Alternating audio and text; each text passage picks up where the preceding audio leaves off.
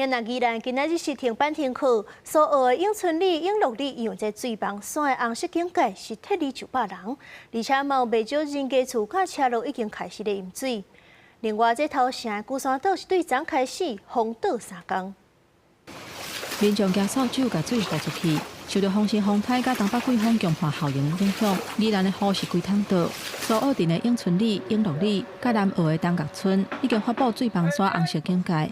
所学镇公所透早2点，针对永春里、永乐里差不多100个人，甲因疏开甲安置。半个钟头我就差不多就是到这里。啊，你迄当阵啊是几点？恁考几点？甲你控袂？我较晚啦。较晚哦。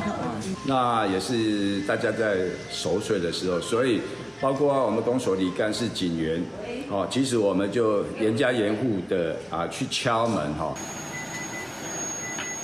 部分调层行动不方便的民众，镇公所嘛派有去港工龄的幸福巴士去协助撤离。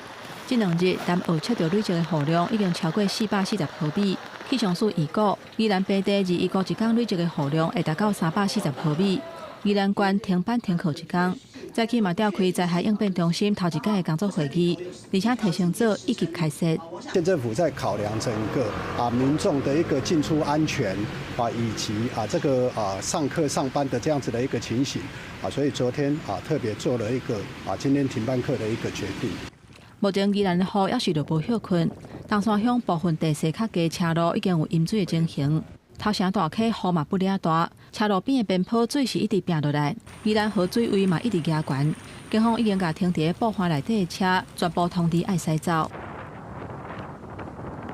也若头城鼓山岛风影是真大，东北角风管处宣布，为20日开始封岛3天，所有的观光渔船拢爱歇伫咧乌石港，拢无驶出去。